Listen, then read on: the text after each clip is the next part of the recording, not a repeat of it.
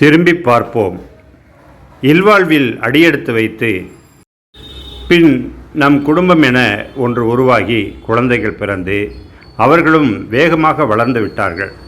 பள்ளி, கல்லூரி என அவர்களுக்கு பிடித்த கல்வியை கற்று அவர்களது எதிர்காலத்தை அவர்களே தீர்மானிக்கும் நிலைக்கும் வந்துவிட்டார்கள்.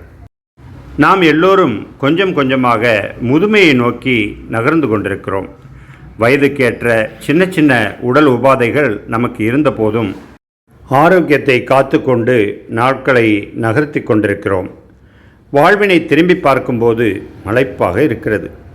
எத்தனையோ சந்தோஷங்கள், சிரிப்புகள், எத்தனையோ துக்கங்கள், கண்ணீர் துளிகள், எத்தனையோ ஏமாற்றங்கள், கோபங்கள் எல்லாவற்றையும் கடந்து வந்துவிட்டோம்.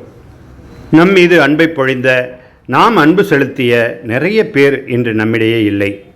இயற்கை சீற்றங்கள், பேரழிவுகள், விபத்துகள், கொடிய மற்றும் கொள்ளை நோய்கள், பஞ்சங்கள், போர்கள், தீவிரவாதம் ஆகியவற்றிலிருந்து இதுவரை தப்பித்து கொண்டோம்.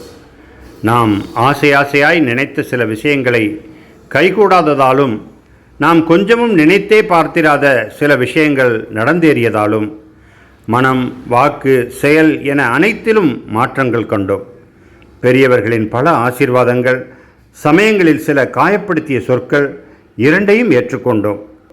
யாரெல்லாம் நம்மை உண்மையாய் நேசிப்பவர்கள், யாரெல்லாம் உள்ளொன்று வைத்து வெளியில் ஒன்று பேசுபவர்கள், யாரெல்லாம் நம்மை நேசிப்பவர் போல நடிப்பவர்கள் என்பதை சற்று தாமதமாக என்றாலும் கண்டுகொண்டோம். சில நண்பர்கள், சில உறவுகள் பிரிந்து போனதையும், சில நண்பர்கள், சில உறவுகள் நம்மை மறந்து போனதையும் வேறு வழியின்றி இயல்பாய் எடுத்துக்கொண்டோம்.